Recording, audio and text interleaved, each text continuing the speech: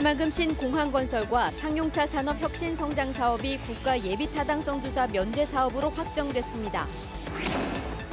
예비 타당성 조사가 면제되면서 새만금 국제공항 건설의 속도가 붙고 미래형 상용차 산업도 선점할 수 있게 됐습니다.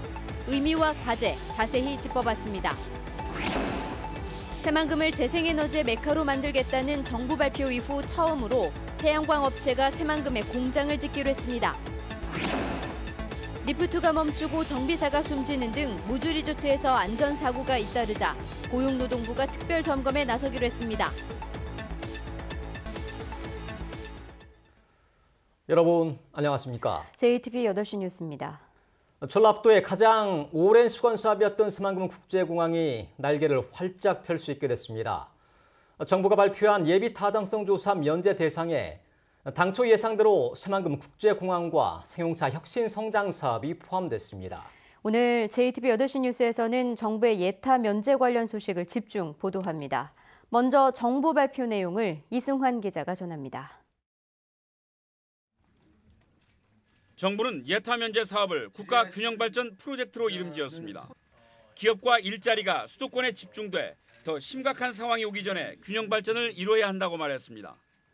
정부는 R&D 투자로 지역 전략 산업을 육성하겠다며 목록의 첫머리에 2천억 규모의 상용차 산업을 올렸습니다. 국내 상용차 생산 거점인 전북에 상용차 산업 혁신 성장 및 미래형 산업 생태계 구축 R&D를 지원함으로써 지역의 산업 경쟁력이 회복되도록 하겠습니다. 지역 산업을 뒷받침해 균형 발전에 초석을 마련하기 위한 인프라 사업에는 8천억 규모의 새만금 국제공항이 포함되었습니다. 새만금에도 국제공항을 건설하여 민간 투자 유치와 국내의 교류를 촉진하고 새만금 개발이 속도감 있게 추진되도록 하겠습니다. 전라북도의 사업은 정부가 발표한 23개 가운데 2개가 포함됐고 전체 사업비 24조 1천억 원 가운데 1조 원 규모입니다. 정부 발표에 각계의 환영이 쏟아졌습니다. 전라북도 의회와 전라북도 공무원 노동조합이 환영과 함께 후속 절차를 주문했습니다. 정당들의 반응은 온도차가 컸습니다. 민주당은 이번 조치를 200만 도민과 함께 환영한다면서 그동안 전라북도와 민주당이 청와대, 정부 등과 긴밀한 소통과 협조로 이끌어낸 성과라고 강조했습니다. 바른미래당은 환영한다며 후속 조치를 주문하는 평범한 논평을 냈고 민주평화당은 환영한다면서도 전북의 사업 규모가 다른 지역보다 작다며 정부가 어려운 지역 상황을 고려해 더 통큰 지원을 했어야 옳다고 지적했습니다. JTB 뉴스 이승환입니다.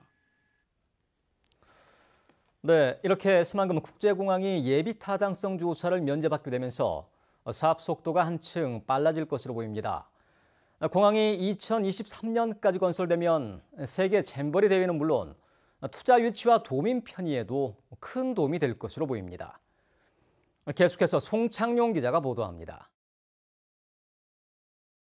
새만금 국제공항 건설 사업은 현재 사전 타당성 용역이 진행되고 있습니다. 이 절차 이후 시작될 예정이던 예비 타당성 조사가 면제됐기 때문에 다음은 곧바로 사업계획 적정성 검토입니다. 이후 기본계획과 설계를 거쳐 착공하면 완공까지 보통 8년가량 시간이 걸립니다. 전라북도는 최대한 속도를 높여 2021년에 착공해 2023년 잼버리 대회 이전에 완공한다는 생각입니다. 새만금에 국제공항이 들어서면 접근성이 개선돼 투자 유치와 개발에도 한층 속도가 붙을 것으로 보입니다. 그동안 청주나 무안공항을 이용해야만 했던 도민들의 불편도 크게 줄어들게 됩니다. 전북 대도약을 향한 또 하나의 새롭고 힘찬 출발이 시작되었습니다. 세계를 향한 전북의 하늘길이 비로소 열리게 된 것입니다. 새만금공항은 1990년 김제공항으로 추진됐지만 2004년 감사원 감사로 중단된 뒤 2008년 이명박 정부 들어 백지화됐습니다. 2010년부터 추진된 군산공항 국제선 취항도 미군의 반대로 무산되는 우여곡절 끝에 무려 사업 추진 30년이 다 돼 확정된 셈입니다. 하지만 앞으로 가야 할 길도 만만치 않습니다. 2023년 세계 잼버리 이전까지 개항하려면 사업비 8천억을 차질 없이 확보해야 합니다. 또 호남권에 국제공항이 2개가 되는 걸 줄곧 반대해온 전라남도 등의 견제를 극복하는 것도 과제로 남아 있습니다. JTBC 뉴스 송창용입니다. 이번 예타 면제 대상에는 새만금 국제공항과 함께 이 버스나 트럭 같은 상용차 산업 혁신 성장 사업도 포함됐는데요. 전북이 미래형 친환경 상용차 산업을 선점하는 계기가 될 것으로 기대를 모으고 있습니다. 사업 내용과 의미를 끝으로 하원호 기자가 보도합니다. 전북은 현대차와 타타대우를 중심으로 국내 상용차의 95%를 생산하는 거점입니다. 하지만 수입 상용차의 국내 시장 점유율이 70%를 넘고 국내 상용차 수출은 갈수록 위축되고 있습니다. 기술 경쟁력이 낮기 때문입니다. 전북이 미래형 친환경 상용차 핵심 기술을 개발하는 거점으로 육성됩니다. 전기 상용차와 자율주행의 핵심 기술을 개발하고 실증하기 위한 공동 연구센터와 여러 대의 자율주행 차량을 동시에 테스트할 수 있는 주행 시험장도 군산과 새만금 일대에 조성됩니다. 5년간 모두 2천억 원 규모입니다. 세계적인 추세에 맞춰 내연기관 중심에서 미래형 친환경 자동차 산업으로 탈바꿈하는 계기가 마련된 셈입니다. 4차 산업혁명 시대에 맞는 쪽으로 산업을 고도화한다. 생태계를 구축해 나간다. 이렇게 보시면 되거든요. 전라북도는 이 사업이 본격화하면 4,800개의 일자리가 생기고 8,400억 원의 생산 유발 효과가 있을 것으로 기대했습니다. 현대중공업과 GM 휴페업에 신음해온 군산 상공업계는 즉시 환영의 뜻을 밝혔습니다. 지방기업을 중심으로 우리가 정말 여기서도 연구하고 새로운 모델을 만들어내고 이런 기회로 삼았으면 전북 경제에는 큰 미래가 있지 않나 이런 생각을 한번 가져봅니다. 하지만 연구개발 중심인 이 사업의 효과가 나타나려면 상당한 시간이 필요해 보입니다. 따라서 벼랑 끝에 몰린 군산 경제가 회생할 수 있도록 단기적인 대책도 병행돼야 한다는 지적이 나오고 있습니다. JTBC 뉴스 하원호입니다. 새만금 국제공항과 상용차 혁신 사업에 이어 순창 인계 쌍치 위험도로 개선 사업도 정부의 예비 타당성 조사 면제 대상으로 선정됐습니다. 이 사업은 인계에서 쌍치까지 이어지는 국도 21호선 24km의 선형을 개선하는 공사로 예상 사업비가 1,153억 원입니다. 정부는 이와 함께 국가 균형 발전 차원에서 농생명과 지능형 기계 부품, 탄소 사업 등을 지원하기로 해 전북 산업 구조의 고도화가 기대됩니다. 지난해 정부가 새만금을 재생에너지 사업의 메카로 조성하겠다는 계획을 발표했었죠. 그 후 처음으로 재생에너지 관련 기업이 새만금에 투자를 결정했습니다. 김진영 기자가 보도합니다.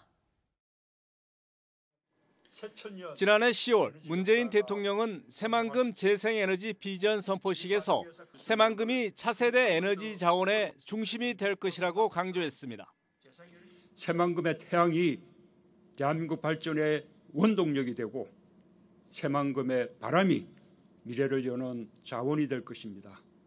정부가 재생에너지 비전을 선포한 뒤 처음으로 재생에너지 기업이 새만금에 들어오기로 결정했습니다. 수상태양광 관련 부품을 생산하는 업체로 2021년까지 200억 원을 투자해 새만금에 제조시설을 세우게 됩니다. 100여 명의 신규 고용 효과도 기대됩니다.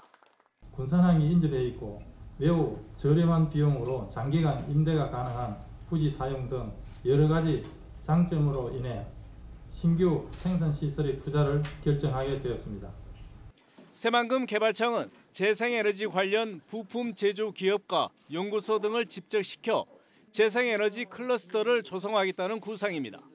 연구기관, 또 인증센터, 평가센터 이런 그 관련 기관들을 함께 유치를 해서 재생에너지 클러스터를 조성을 함으로써 항구적이고 상시적인 일자리 창출에도 큰 도움이 되게. 새만금의 에너지 관련 기업을 집적하기 위해서는 무엇보다도 정부 차원의 R&D 투자 등 기반 시설을 확충할 수 있는 집중적인 예산 투입이 뒤따라할 것으로 보입니다. JTBC 뉴스 김진영입니다. JB금융지주의 지난해 영업이익이 4,168억 원, 당기순이익은 3,210억 원으로 집계됐습니다. 이 같은 수치는 사상 최대치로 JB금융지주는 최근 3년 연속 20% 이상의 높은 증가율을 보였습니다.